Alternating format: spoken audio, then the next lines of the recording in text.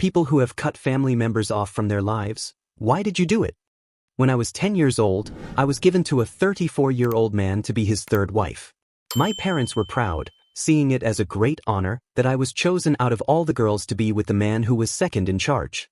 I was smuggled out a month before my 13th birthday. I went through intense deprogramming and, at 16, I tried to off myself because of the trauma I endured. But I survived. I'll be 49 this year, and I don't even know if my parents are still alive. Story 2. While I was serving in Iraq, my family didn't even bother to tell me that my mother had passed away. I only found out 2 weeks after her funeral, through an email. By the time I got home, they had already divided all of her possessions. The only thing I received was a brown envelope containing 4 pictures of her. That was it. I couldn't take it. I got up, walked out, and never went back. Years later, I married a woman from overseas and started the process to get her a visa so we could build our life together. Somehow, my aunt found out about it and decided to interfere. She sent a letter to the embassy, painting me as an unsavory person and claiming the marriage was probably a scam. Because of her lies, the visa was denied. Now, I've made the decision to leave the country. It's clear that starting fresh somewhere else is my only option. Story 3. My mother used to physically abuse me every day, lashing out for no reason other than me being a child. She would wake me up in the middle of the night for cold showers because she thought I had done something wrong. Most of the time, it was for trivial reasons. She once forced my face into a garbage bin full of maggots because I forgot to tie the garbage bag before putting it in the bin. I was still just a child. She always did this when no one else was home, and I was so terrified of speaking out that my sister and dad didn't find out until I finally told them a few years ago. I'm 29 now and living with the effects of that abuse, BPD, PTSD, and anxiety. I still struggle with the emotions and trauma from my childhood. Even now, my mother doesn't understand why I want nothing to do with her. She continues to call my sister, asking her to convince me to reach out to her. My sister hasn't pressured me since she found out what really happened. Now, I live with my girlfriend, who is the most loving and supportive person I could ask for. I'm thankful that I no longer live in fear. Story 4. I grew up in a family that looked perfect from the outside, 2 parents, 4 kids, all appearing like a solid unit. But there was one thing we never talked about: my dad's explosive anger. His outbursts, which he never apologized for, led to these episodes that we all just brushed under the rug. After each blow-up, he'd be nice again, and we'd carry on like nothing happened. Fast forward to me at 31, working as a financial planner with my dad for 6 years, helping grow our client base. My mom and younger sister worked with us too. But every 6 months to a year, my dad would fire me after some massive argument, saying things like, "I have everything and you have nothing. Get out, and I'll never talk to you again." He'd come around in a day or two, promise to put things in writing, and we'd just forget about it. But you can only bring up that contract so many times before you worry it'll trigger another outburst.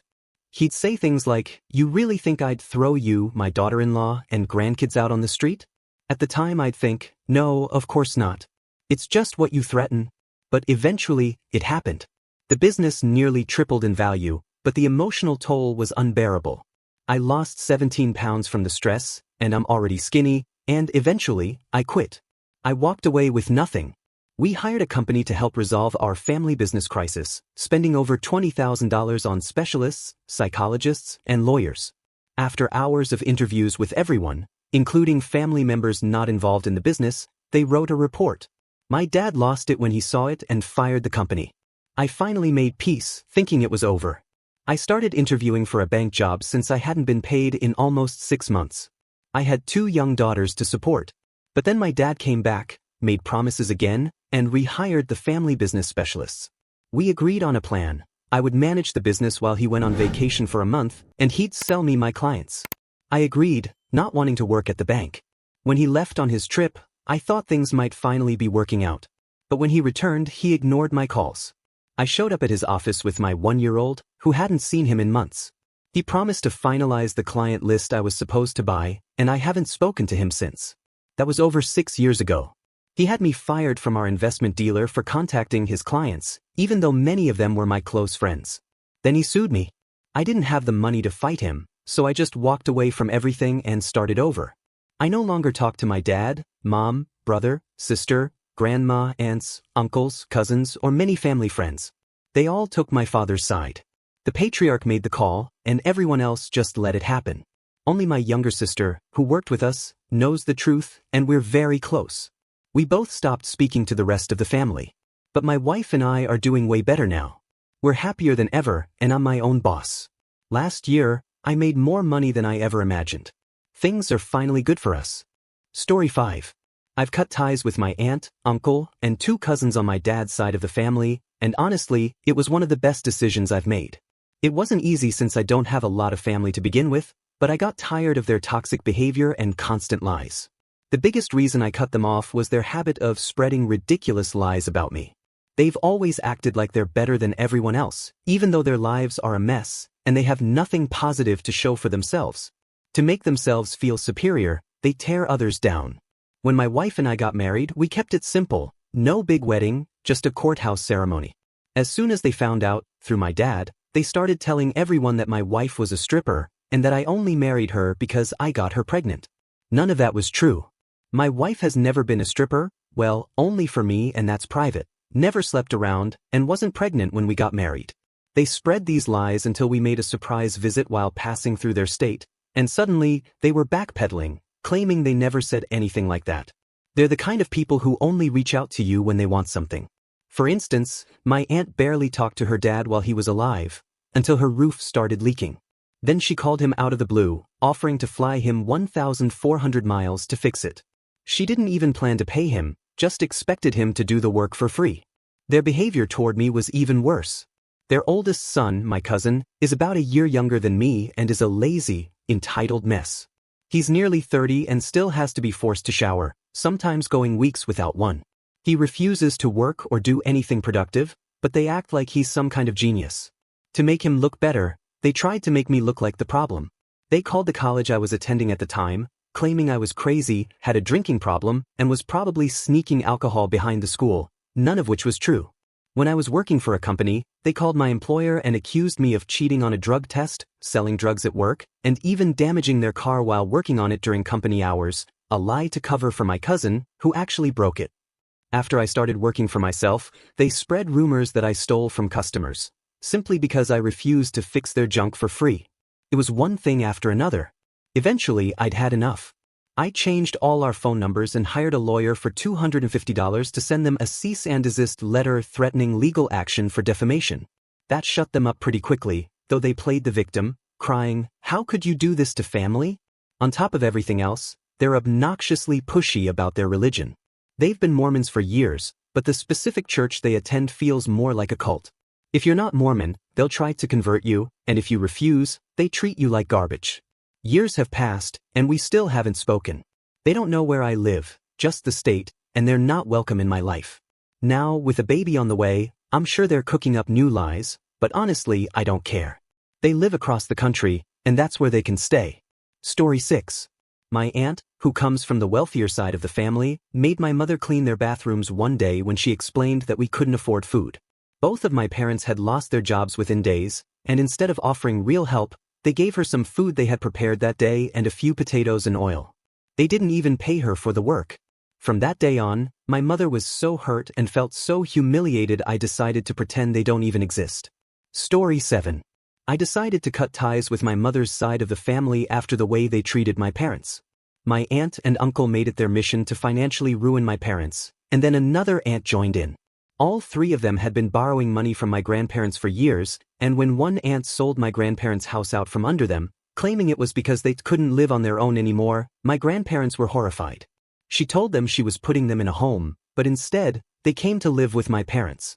The other siblings then accused my parents of taking their inheritance.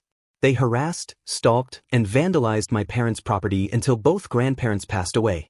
I will never forgive them, and I honestly hope their own children treat them the same way they treated my parents and grandparents. Story 8.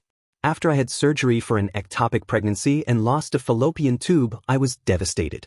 The baby was stuck in my tube and didn't pass on its own, and when the tube ruptured, it caused internal bleeding. It was my second miscarriage, and I was already feeling deeply depressed. I shared my feelings with my adoptive mother, since my birth mother isn't in my life, expressing how sad I was, and she replied, "You shouldn't be sad about miscarrying, the baby wasn't even born yet." She had made a similarly insensitive comment after my first miscarriage, and while I tried to forgive her, I told myself she just didn't understand my pain. 2 weeks later, she found out she was pregnant and asked me to spend more time with her. I told her that I was just depressed, and she responded, "You had no reason to be depressed. Do you think, at my gender reveal, you could act like you're the one pregnant, and then I surprise everyone by telling them it's really me?" I told her I wouldn't be comfortable with that, and she said, "Okay."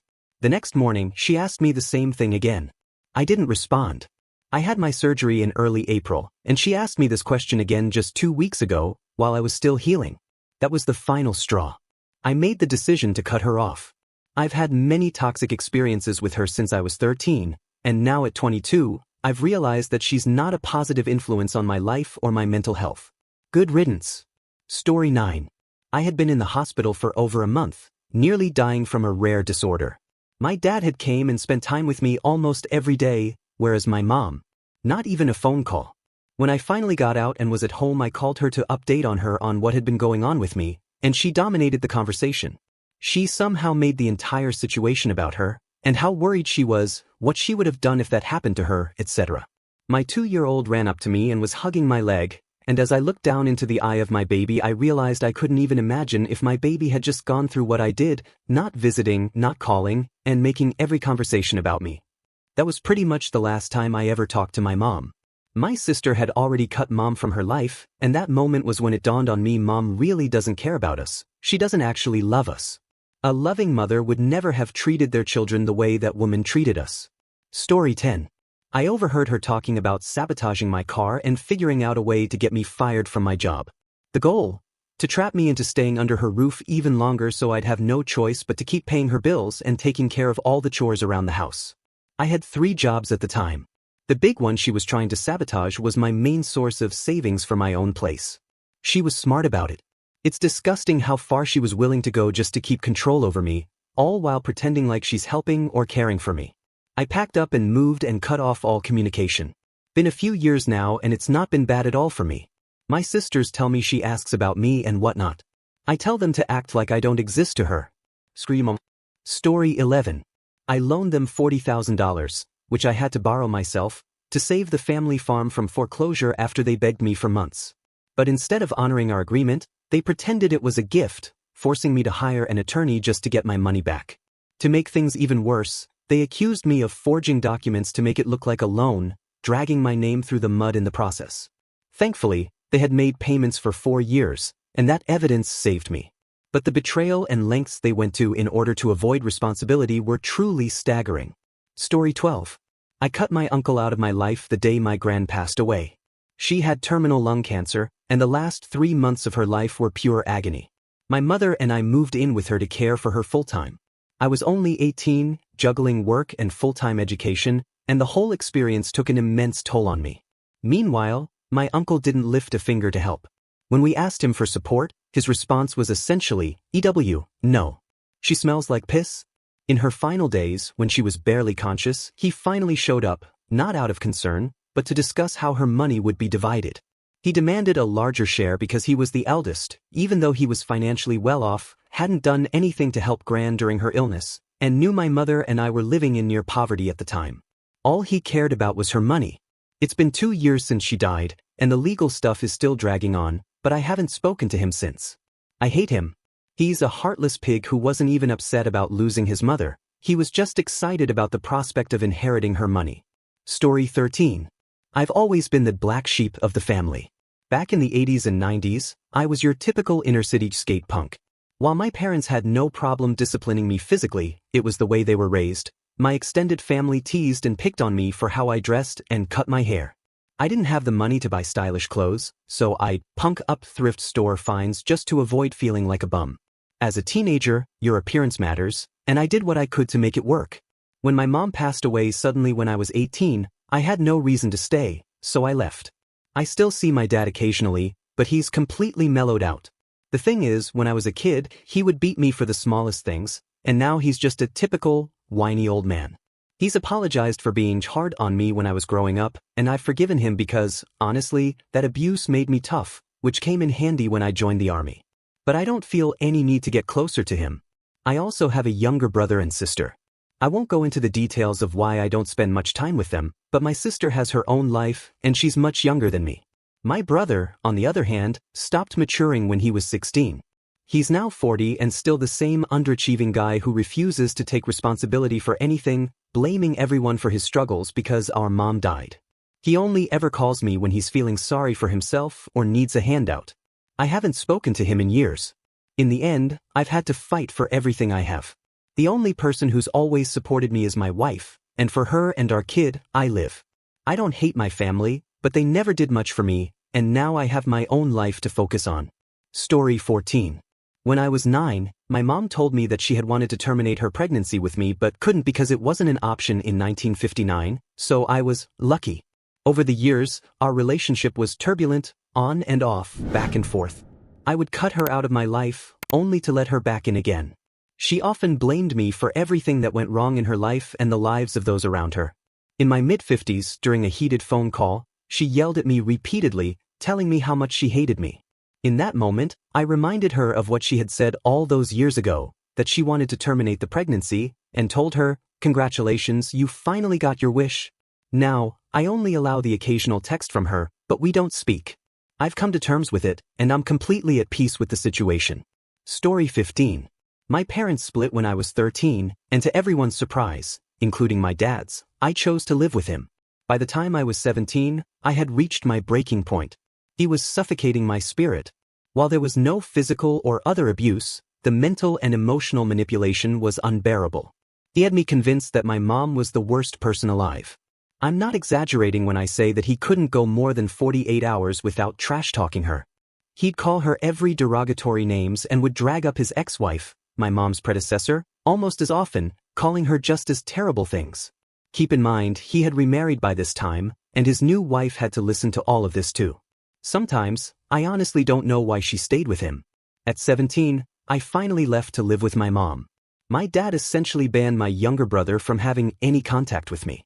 Not outright, but he made it clear that if my brother stayed in touch, my dad would make his life hell. I knew living with my mom wouldn't be easy, but it had to be better than what I was enduring. Within 48 hours, I realized my mom wasn't the monster my dad had painted her to be. Now, almost 18 years later, she's one of my best friends. We talk 1 to 2 times a week and spend as much time together as possible. As for my dad, I tried to reconnect with him at 20, 25, and 30. But each time, he would bring up how terrible I was as a teenager, which, by the way, I was an AB student, didn't drink or do drugs, and was well respected, how awful my mom was, and how awful his ex-wife was. He rarely had anything positive to say. I just couldn't keep dealing with that level of toxicity. Whenever he's part of my life, I feel overwhelmed with anxiety and self-doubt. The emotional manipulation is too much, and I couldn't let it control me anymore. So, I made the decision to cut him out. When he dies, I know I'll be devastated. I'll cry and I'll feel the loss. But I've done everything I can to repair our relationship. He's just too angry to change. I'm honestly doubtful I'll even be informed of his passing by that side of the family. I'll probably hear about it from someone else, after the funeral has already happened. It's the same way I found out my grandmother had passed away, 3 years later. I would have stayed in touch with her as I loved her deeply, but she lived overseas, spoke Czech, and I barely understood a word of it. I didn't even have her contact information after I left my dad's place. I really wish things were different. Story 16. My father is a drug addict and a narcissist. Throughout my childhood, he was rarely involved, and when I did see him, he always had an excuse for his absence. As I grew older, I started questioning the things I had believed as a kid and saw him telling self-serving lies that I knew weren't true. Then he started getting incarcerated. Disappearing for a weekend or a week was one thing, but when he began spending weeks or months in rehab or prison, it was a whole different story. Eventually, my mom kicked him out. Despite having every reason to hate him, she never discouraged me from having a relationship with him or said a bad word about him. Whenever I saw him after that, he didn't even try to be a parent. He acted like we were supposed to be friends instead. One of the last times he went to prison, I told him flat out that if he ever touched drugs again, we were done. He would no longer be my father, and he'd have no place in my life. Fast forward a few years. I'd just been laid off from a job I loved, and I walked into my apartment on the verge of tears, dreading telling my roommate I couldn't make rent in 10 days. That's when I got a call from my sister saying our dad had been arrested again and was going away for 7 years. That moment broke me. He had let me down my entire life, blaming everyone else for his addiction, bad-mouthing friends, family, my mom, and her family. He missed every important moment of my childhood. He never paid child support, leaving my single mom to struggle while raising 3 kids. He even stole my stuff at least once, probably to sell for drug money. I had tolerated all of that, accepted it, or moved on. But hearing that news on one of the worst days of my life was too much. I told my sister I didn't care and to let him know not to contact me, ever, even when he got out. When he eventually did get out, I wished he had just stayed in prison, or died there, so he could stop hurting and disappointing my siblings. Instead, he started manipulating people into feeling sorry for him with his infuriating charm and endless lies. I've stayed firm. He's tried writing me letters, but I burned them unopened. He's tried sending messages through relatives, but I made it clear that anyone acting as his mouthpiece would be cut out of my life too. And honestly, it feels amazing. People say things like, "But he's still your father, you only get one," or "You should forgive him for your own sake." That's nonsense. What I did for my own sake was remove a toxic person from my life. It was 100% the right decision, and my only regret is not doing it sooner and sparing myself some of the extra pain. Yes, you only get one father. You also only get one gallbladder, and if it becomes toxic and threatens your well-being, you cut it out so you can live a healthier life. The moral of the story: don't wait to cut toxic people out of your life. Do it without guilt or regret, because you deserve happiness and peace without them. Story 17. I haven't spoken to my mom in over 9 years. It's unfortunate, but I've been much happier since I made that decision. Growing up, she was never the encouraging type. Instead, she would try to motivate me by embarrassing or belittling me. She'd point at homeless people and say that's what I'd become if I didn't work hard enough. When I started learning piano, she'd tell her friends she wanted me to learn so I could at least play on the streets for money. I remember having a school recital where I blanked out during a piece. I had to backtrack and play quickly to get back on track, which made it obvious I had messed up. Afterward, she told me she was so embarrassed by my performance that she wanted to leave. The breaking point came when I was applying to dental school. I was struggling with the DATs, the dental version of the MCAT, and had just taken the exam only to score poorly. I came home feeling awful, and when my mom asked how I did, I told her it didn't go well. Her response? "See? I knew you couldn't do it." She forced me to retake the test, and I did poorly again. After that, I avoided her entirely. I'd leave the house before she woke up and come home after she went to bed. Around this time, I got a speeding ticket and secretly paid it off, thinking that was the end of it. What I didn't realize was that driving schools would start sending brochures to my house, offering courses to reduce points on my license. My mom found one of them and immediately called me. What she didn't know was that I was in the car with all my friends when she called. I put her on speakerphone, and she started screaming, "What are you doing with your life? Just drop out of school and bag groceries. Stop wasting everyone's time." That was it for me. From that day forward, I decided to cut her off. There's a lot more to the story, but fast forward 9 years, and I've graduated dental school and am now in my final year of orthodontic residency. Ironically, I've heard from her coworkers that she constantly brags about my accomplishments and how proud she is of me. A part of me wishes things between us could have been different, but when I think back on everything, I always come to the same conclusion: it's too little, too late. Story 18. I cut off my oldest brother the day he moved out, and ever since, my family has relentlessly berated me for not including him in my life. Around the time of my 10th birthday, he started smoking and drinking, and by 14 or 15, drug abuse followed. Up until then, I had always hated him because he constantly bullied me, beating me up, harassing me daily, and even pinching my bottom just to make me uncomfortable. My parents did nothing to stop it, so I stopped complaining. They just yelled at me for spending time in my room or on my computer, which were my only escapes. As his drug use escalated, everything went downhill. He started lying, stealing, and drinking anything in the house, including my parents' medications and any cough syrup we had. The first time I defended him was when my dad went into a rage and nearly beat him up. I thought maybe if I stood up for him, he would change and stop being so cruel to me. But that would have required my parents to actually intervene, and they didn't. They told us our top-tier insurance wouldn't cover therapy, which was a lie. It would have covered it. The same happened when I came to them about being depressed, which led to me trying to off myself 3 times, though they only found out about 1. Even if they had gotten him help, it wouldn't have worked. He was a narcissistic jerk through and through. He sold every childhood video game and movie we had for drugs, right under our noses. He also broke my other brother's DS out of anger over a game, even though my brother had lent it to him, along with countless controllers. But what really pushed me over the edge was when he stole something of mine. It was a sapphire necklace my godparents had given me for my 13th birthday. It was a beautiful piece, with my birthstone and a 14K gold chain. I had kept it safe, but he rummaged through my room while I was at school, after he had already graduated. After that, I never defended him again. He got arrested a few times and spent some time in jail, once for about 3 months. I'm pretty sure he has at least 4 DUIs on his record. I still remember my mom calling him nearly every day while we were at work, comforting him through his crocodile tears, even though he had cursed her out for not sending him things. After he got out, he had to move back in with us. He had a dog, and we had 4 cats at the time. The dog didn't get along with any of the cats, and my parents let the dog run wild while I had to keep my cat locked in my room. He tried to steal from my parents again, as well as some babysitting money I had left in my wallet on my desk. He came home, went upstairs while I was eating dinner, and took the money. My parents forgave him, but I was out $100. To this day, my mom still pays his rent, his car insurance, and for his pets' food, pets that he doesn't really take care of. My brother even smokes weed in his dog's face and hits it. Yet, I still get hounded for being rude or cruel when I don't invite him to my birthday, and my parents went behind my back to invite him to my graduation party, claiming I wanted him there. At least he knows I can't stand him and made up some lame excuse to avoid coming. He's the kind of person you hear about and can't imagine could be real until you experience it yourself. Story 19. My mom was emotionally abusive and neglectful for as long as I can remember. She didn't have kids because she wanted a family. She had us for the benefits. I have a younger brother who's only 18 months younger than me, but because he was taller, she'd often mix up our ages. She also constantly mixed up my name with my sister's, making me feel invisible and unimportant. For years, I hated her, but the breaking point came when I was 19. My dad had just passed away from cancer shortly before my birthday, and during an argument, she stooped to a new low.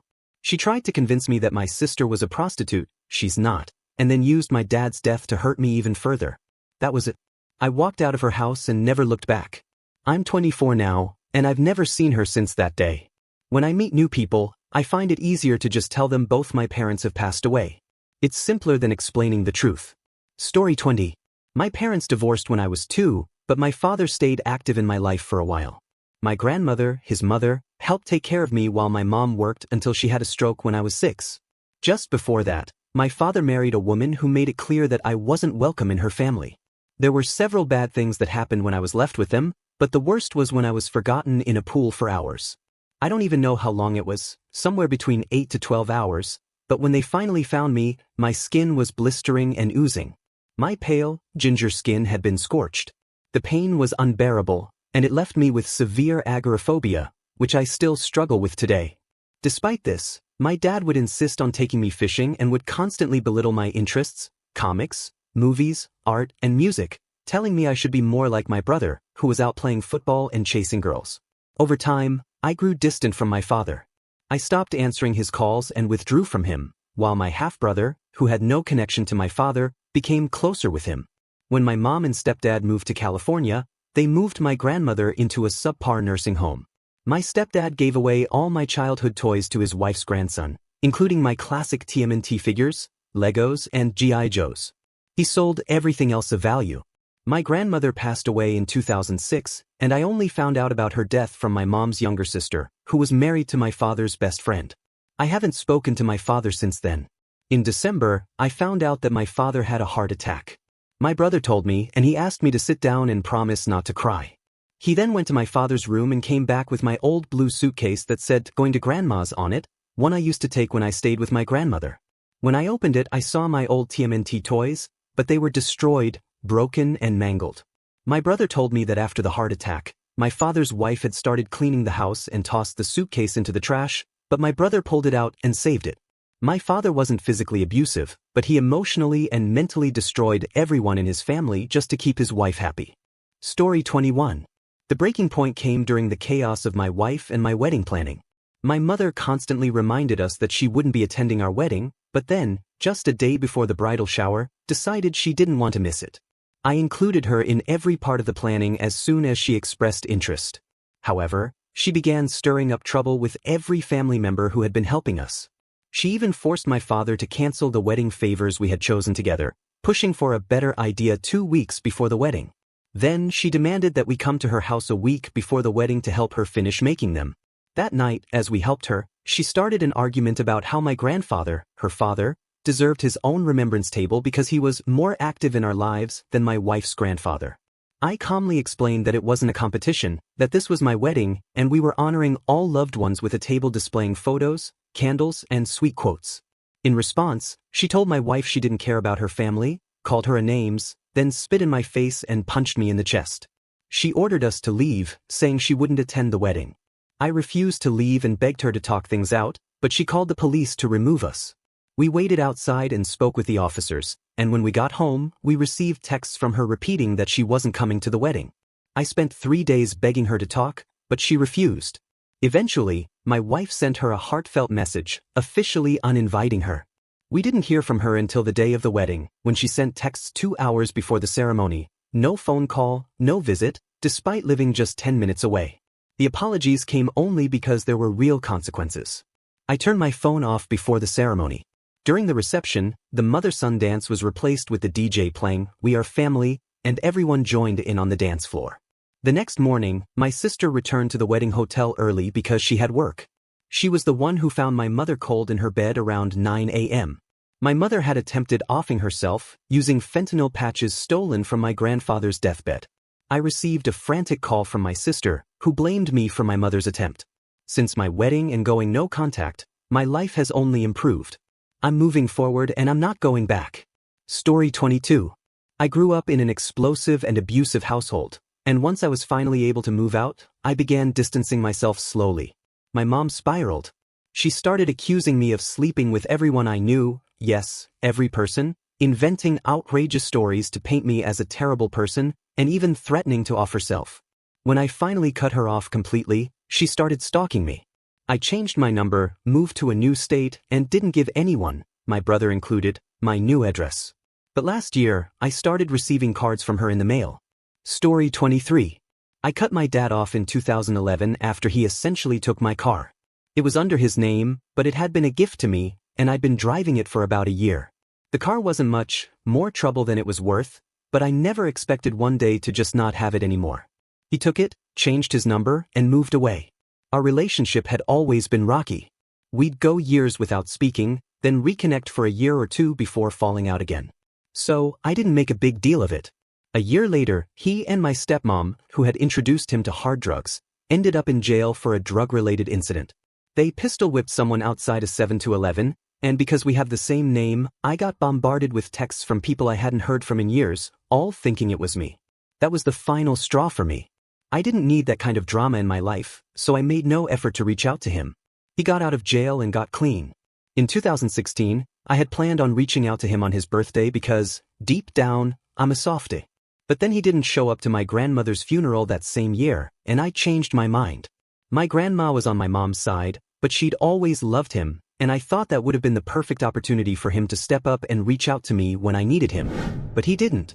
Then he got back together with my stepmom, which sealed my decision not to make the first move. I heard that even though they were back together, he was still clean, and a part of me wanted to try again. But ultimately, I just forgot to message him. His birthday came and went, and I didn't even realize until a week later. I didn't want to reach out on some random day. I wanted it to have meaning, so I thought I'd try again the next year.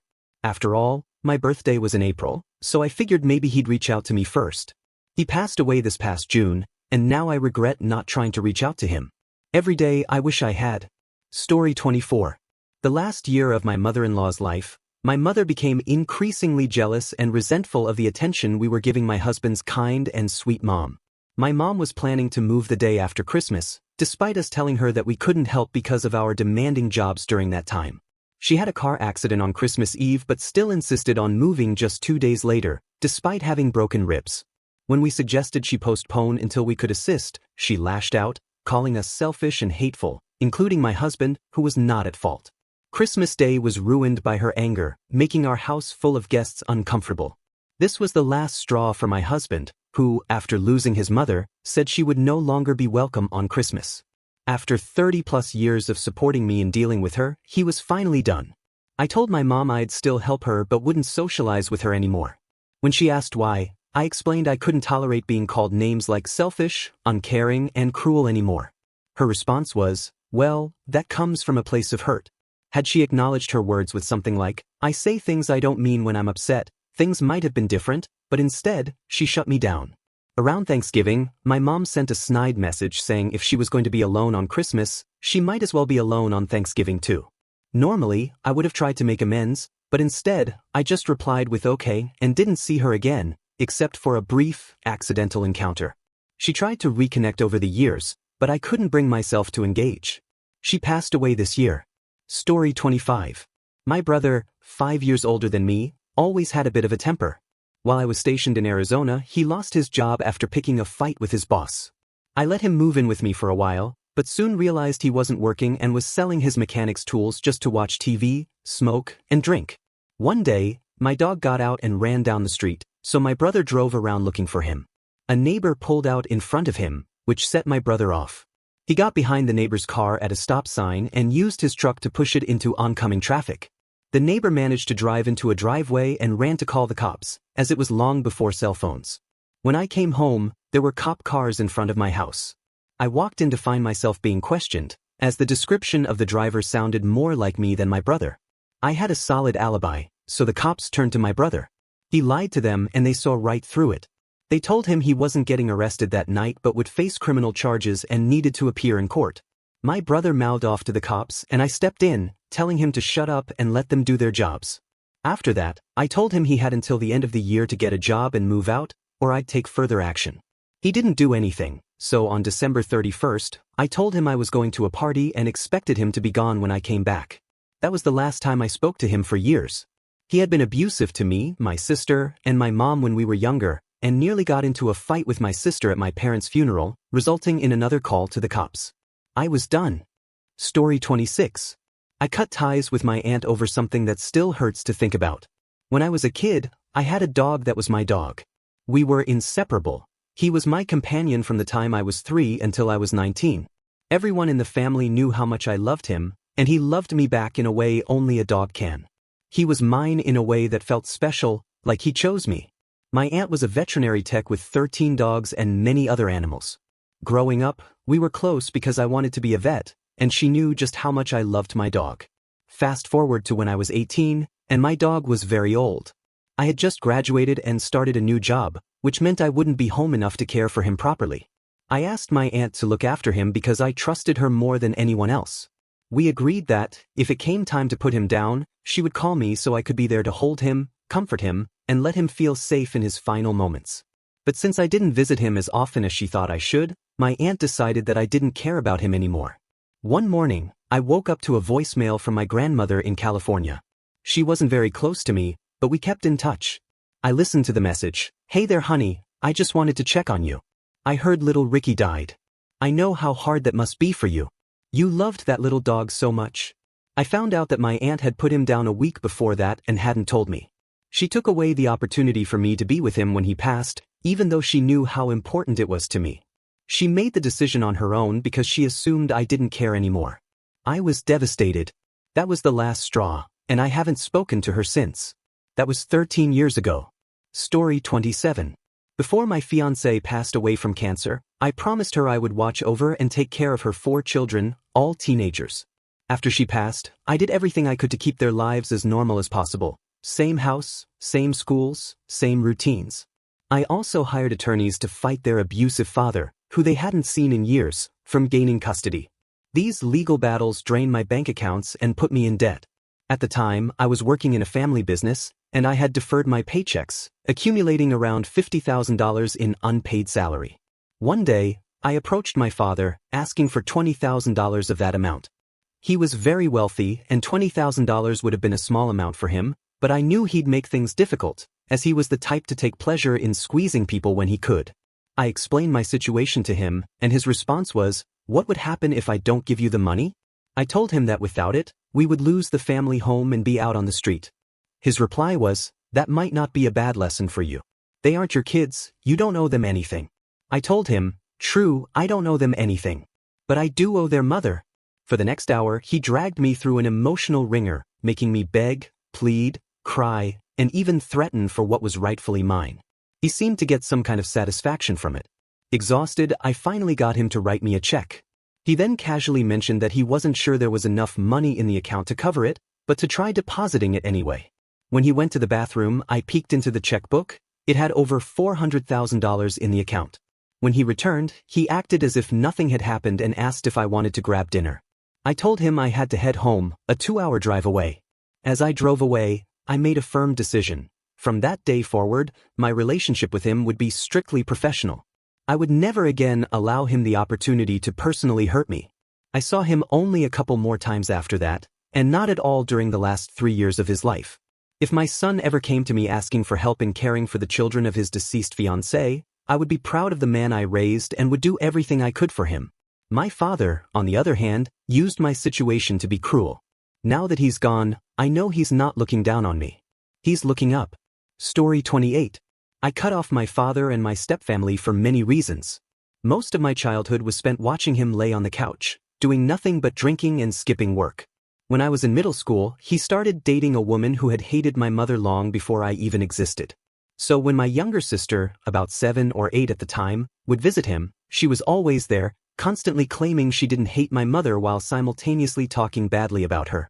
Eventually, this woman became my stepmother. One Christmas, I was very sick, running a 103-degree fever, feeling numb, and sleeping all day. Despite how I looked, my father and stepmother didn't think anything of it.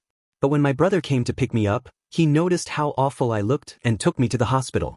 It turned out I was severely anemic with a 3.0 hemoglobin count, and I needed 3 blood transfusions. At least my brother noticed, but my stepmother didn't even care. When I wasn't visiting but my sister was, she would tell my sister that we weren't really my father's kids and made her believe it. My stepmother manipulated my dad into thinking we weren't his biological children and even convinced him to refuse paying child support. Eventually, he got a court order for us to take a paternity test, me at 16 and my sister at 12, to prove we weren't his kids. It turned out that we were.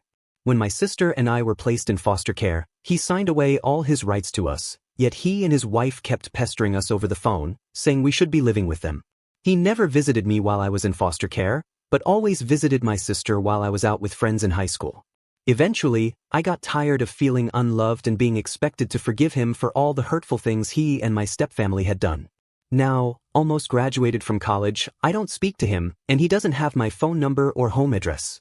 He still has me on Facebook, though, and he and his wife continue to comment on every picture or status I post, saying, "I love you." I just ignore it. Story 29. I cut my mother out of my life in my early 20s, and now I'm in my mid-30s. She was an alcoholic, abusive, and neglectful in many ways.